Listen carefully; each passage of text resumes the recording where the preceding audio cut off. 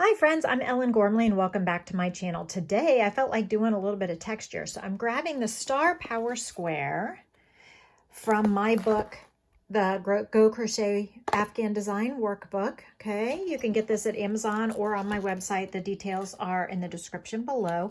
So I wanted something with some texture and I thought, let's go tropical. But as you can see with the red kind of original color, it would be amazing for like Americana type items or, you know, if you could even do yellow stars for like actual more stars. But it also looks like a starfish. So if you did like a tan color with a C behind you, that could be really cool too. But it makes me think tropical. So I'm in the tropical mood. I grabbed my Knit Picks Brava worsted weight yarn. There's a link is in the description below. And the Brava, I love this Dove Heather color. I use it a lot. So let's get started with this kind of interesting. I think you'll learn something because it's not just the square from my book, because my book, all the squares and stuff are meant to go together. So I needed precisely the right amount of stitches. But I decided I didn't want to be done. So I added another round and then I added this surface slip stitch crochet chain over the top. And I think I'm going to define the corners a little bit more in this video than my swatch. Here's a photo of what it would look like if I put several of these together. And then I want to show you how to make it. Now in my original book, we have a worsted weight yarn and we have a K size hook, and we started with chains, but I don't really like how lumpy it looks there in the middle. So I am going to deviate from my own pattern, as you always have the prerogative to do as well. And I'm going to, instead of chaining 4 and making a slip stitch, I'm going to start with the adjustable magic loop. And there's a tiny video for this also on my channel if you want to look for the magic loop. Okay, but I just think it's a much neater presentation, much tidier presentation if you make a magic loop and then single crochet into the loop. So we will single crochet 8 into this loop and then tighten it up by pulling that tail. So just go ahead and get started. And I just think it looks less bulky or less bumpy than the middles here. And I think they end up a more uniform project if you are making multiple squares. 1, 2, 3, 4, 5 is how many I have so far. 6, 7, 8. I think you'll find this construction really fascinating, so I hope you are in for a relaxing and valuable use of your time. 1, 2, 3, 4, 5, 6, 7, 8. Now I will slip stitch into the first single crochet of the round. We've now completed round 1. And round 2 is starting these petals, these starfish legs, or the starburst rays. So I call it a ray in the pattern in case you're interested. There is a symbol diagram for the original one, but I'm going to deviate a little bit by adding the extra round.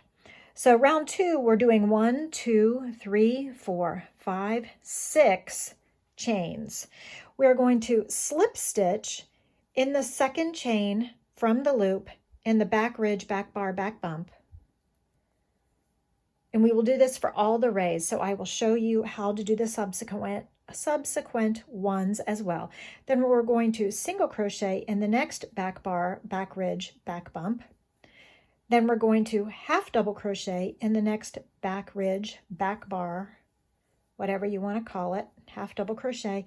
And in the last 2 remaining chains of that chain 6 that we made, we will double crochet in each of them. One for one and 1 for the next. And so that makes the first ray or leg.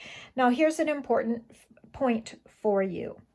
Working in the front loop only of the next stitch, we're going to slip stitch in the front loop only, leaving that back loop available because we're going to use it later. So slip stitch in that front loop only, chain 6, 1, 2, 3, 4, 5, 6. Go ahead and repeat the process with the slip stitch in the second chain from the hook, then single crochet in the next. We're making these gradually taller, half double crochet in the next, and then double crochet in each of the last 2. That makes 6. So we're just making the stitches gradually taller as they get closer to the center of the ray or sun or star or whatever you want to call it. We're going to slip stitch again in the front loop only of the next stitch and chain 6. 1, 2, 3, 4, 5, 6. We need to leave that unused loop because we are going to use it when we attach the gray. So slip stitch, single, half, and then a double double. Your daily double. Your double on one stitch and your double in the next stitch. Take somewhat care to not twist it too much, so you might have to lay it down if need be. Find the next stitch, slip stitch in the next front bar or front loop of the next stitch, and 1, 2, 3, 4, 5, 6. Okay, find the second stitch, slip stitch in the back ridge of it, single crochet in the next, half double crochet in the next, and you know what to do, double and double. So we will have 8 spokes to our starfish, 8 legs of our little octopus, whatever you want to call it. You totally could make it into lots of different things depending on what colors you used and what you put around it. Slip stitch. So I am just going to keep making these and I will meet you back here in just a moment. 3. Okay, as we finish our final of the 8 legs, we have 1, 2, 3, 4, 5, 6, 7, 8. We have finished the final double crochet. We're going to go ahead and slip stitch into that next stitch to finish it off. Slip stitch, pull through, and go ahead and cut that tail and pull it through. We are done with the turquoise at the moment. Okay. Yay, so cute. Now it does want to curl up, but have no fear, we're going to work it out. So now we're going to flip it over onto its wrong side. So this is the right side. It's curling up like a flower because it's so similar. We're going to flip it over, and with the wrong side facing, using these leftover unused loops that we didn't use, we're going to join with a single crochet in one of them. Okay, so I'm going to place a slip knot on my hook with the wrong side of the flower facing up. I am going to pick out any one of these little loops, and did you see how I did that? I'm going to grab that unused loop there and single crochet in it. Single crochet. Now I'm going to single crochet in the next loop, that only loop available, the next only loop available, and chain 3. 1, 2, 3. This is going to help us morph into a square. So in the next available loop, I'm going to single crochet again in the next one. 1, 2, 3 for a corner, single crochet in the next one. We're not skipping any. Single crochet in the next one, just fit them in there. You're not even really going to be able to see this. This is on the back side. 1, 2, 3, making another corner, turning a little bit. We've got 1, 2 to go to make that final side. Single crochet in the unused loop, single crochet in the unused loop, and chain 1, 2, 3 to finish the corner. Okay, do you see what I'm doing here? So I've got these 4 little sides, these little chain 3 corners separated by a single crochet, single crochet. So we will join with a slip stitch in the first single crochet. Okay, so we have our little, I don't know what you would say, like a bracket. It's going to hold the next stitches. The only purpose of this round is holding or creating a foundation for the next round. So we're going to chain 1, 2, 3, and we're actually turning. So we're going to turn the whole thing towards us. Our star is now on the front, and we are going to kind of flip it over and work in these chain 3 looped corners. So I have 3 chains here. That was my first double crochet. I'm going to place 2 double crochets in the chain 3 space because I've turned. Chain 1, 2, 3, 2 double crochets in the same corner. This is going to be the same for all of our corners. It's 2 double crochets, chain 3, 2 double crochets in that corner, see? Then we will double crochet in the next single crochet. So we're working along the side. I'm just kind of allowing the legs to curl up and flip out of the way, and I'll work on them later. So 2 double crochets, 3 chains, and 2 double crochets, all in the same chain 3 space. That's the corner, very much like a granny square, only 2 instead of 3. So double crochet in a side, single crochet, double crochet in a side, single crochet, and then another corner. 2 doubles, 3 chains, 1, 2, 3, and 2 doubles, and then 1 double crochet in each of the side single crochets. Okay, and don't forget to finish all the way in the right pattern. So go ahead and I'm going to push those tails to the back of the work because you can either work over them or you can weave them in later. Double crochet, 1, 2, 3.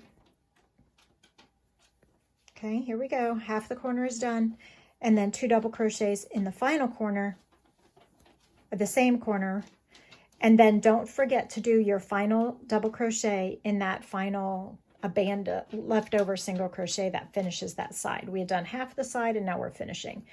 So now we will join with a slip stitch in the 3rd chain of the beginning double crochet, the beginning chain 3 that counted as the first stitch. And that's always the tricky part for me, is making sure that I get those 2 loops of that last chain of the chain 3. So here is where we are so far. You could totally leave it like this and have it be nice and fluffy and flower-like. But to flatten it out, you need to see the next round. So let's do the next round. So the next round, we're going to reinsert our hook and retension. We're going to chain 1, 2, 3. That counts as the first double crochet. Double crochet in the next double crochet in the next double crochet. Now we're going to, all in this chain 3 corner, we're going to place 2 double crochets. It's more substantial this way. So single crochet in the edge of that loop, fit it in there. And then in that same corner space, we're going to place 2 double crochets. Now we'll be working on the side. So each of the sides, we will double crochet in each one of the next 3 available double crochets. So 3 double crochets in a row, 1 for 1. Then we're going to pull up the next available leg, single crochet anywhere in that little point that you can fit it. Now work the next 3 double crochets without skipping any on that gray round, the round that we just did previously. And then a corner is 2 double crochets in the corner, then pull up the next available leg or ray, single crochet in the tip of it somehow. Okay, here's where it is. This is what it looks like. Okay, nice little close up there for you. And then in the corner behind it, just kind of move it over, it's okay. Double crochet twice in that same spot. And then remember the side. So we're double crocheting in 1, 2, 3 of the next side. Pull up a leg, single crochet in the foot, in the tail, in the edge, whatever you want to call it. And then don't skip any stitches on the row behind, but do double crochet in each of the remaining 3 stitches that are on that side. Okay. And then the corner, you remember, is 2 double crochets, 1, 2, and then pull up the next available leg. You're pulling my leg, Ellen. No, I am not. Single crochet in the edge of it, in the point of it. Okay, and then don't forget to do your other 2 double crochets behind it, so you're finishing the corner symmetrically. 2 double crochets on either side of the pointy thing. Double crochet in each of the next 3, 1, 2, 3. Pull a leg up, single crochet in it, and then don't skip any stitches. 1, 2, 3. And we're almost there. And I want to show you how I'm going to do this next round differently than what I did on this square, because I just decided that the points need more definition. I don't like how rounded the points are, so I'm going to do it a little bit differently on this one. And just like I were designing a blanket, I totally would do this. I would make a couple, and then I would do it again and make it a little different, and then do it again and make it a little different until I was happy with how it's going to go from then on, and that's when I would start. So I wouldn't have any like approximations. So on this final side, don't forget to double crochet in each of the 3, and then pull up the final leg, single crochet in it. And we are skipping that beginning chain 3, does not count as a stitch. That was just a placeholder. And I'm going to slip stitch in the first double crochet, skipping that chain there, because that's not going to count as a stitch in this instance. So I'm going to pull the blue tail to the back just because it's distracting to me. I'm going to pull those tails through and tighten them up, and I will weave them in later. All right, so here's where we are so far. This beginning looks so much better, and I can also pull this through like through the stitch rather than through the middle so that it looks even better. It's important to have a tidy middle, don't you think? We all aspire to have a tidy middle, so that's much better. So, okay, now to make this final round of the gray, the dove gray that I love so much, we are going to do double crochets, but I want to do the corners differently. So I'm going to do one big loop, and I'm going to double crochet in it. That way I don't have to start with a chain 3, and then I'll join to this taller loop here. So I just want to do it the way I like to do it. You can do it any way you want to do it. I'm double crocheting in each of the stitches until I get to the ray. When I get to this single crochet at the top of the ray, instead of doing 3 double crochets, which is what I did over here, I'm going to do double crochet, treble crochet, woohoo, getting fancy, and then another double crochet, all in the corner space, so that it makes a slightly more defined corner. It'll just make that middle stitch of the corner slightly taller, and then when you go to block it, or you pin it out, or you join it with other squares, it's just going to pop more squared off than rounded. And I think I'll be much happier with that. And it's all about being happy, right? So double crochet in each of the double crochets and single crochets on the side. So we're not doing anything different on the sides here. We're just stitching for stitching, 1 stitch and 1 stitch. The single crochet at the top of the ray just gets a plain old double crochet, nothing special. Double crochet in each of the stitches.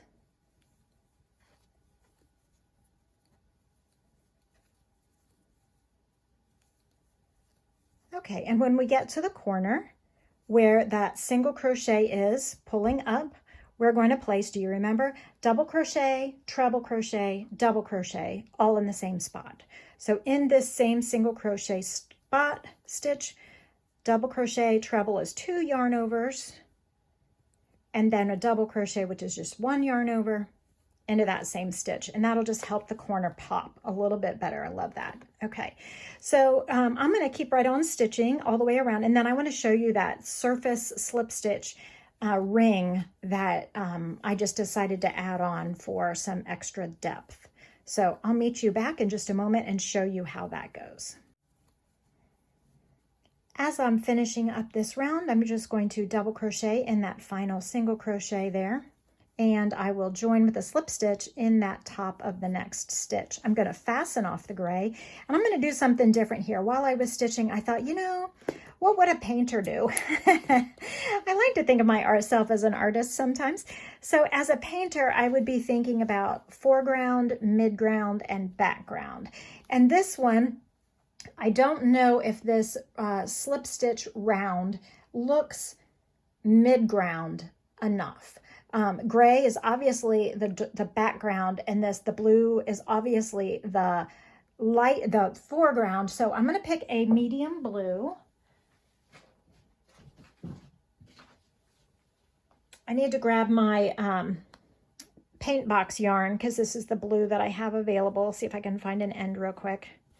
I want to make it pop a little bit differently.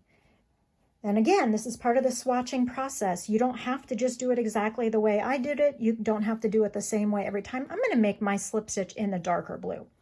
So I'm going to place a slip knot on my hook, and I'm going to put the slip knot on the back side of the fabric. Okay, I'm going to hold it back here. I'm going to hold it back here with my hand. I'm going to grab my hook through at the point of one of the stars, put the loop on my hook, tension it up a little bit, and pull the loop to the surface of the stitch. I'm going to hold that tail so that the knot doesn't come through to the front.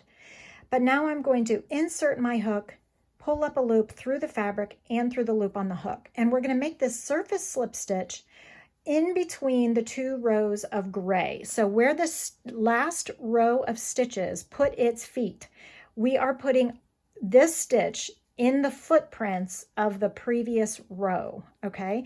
So I'll go over this slowly. We're going to insert our hook into the footprints, grab the yarn from the back, pull it through to the front and through the loop that's on the front. So where we get to the point here, we're just placing one, and we're just going to go all the way around, placing one stitch in each of the spots where the feet are. So there's feet of the stitch right there. So that's where my hook is going to go. Make sure that you keep your tension nice and even so it's not too loopy on the surface. If you're having trouble with this, you can always leave it off. You can do it in a crazy color. You can do it in a good color. You can do it in different colors. Ooh, how fun would that be?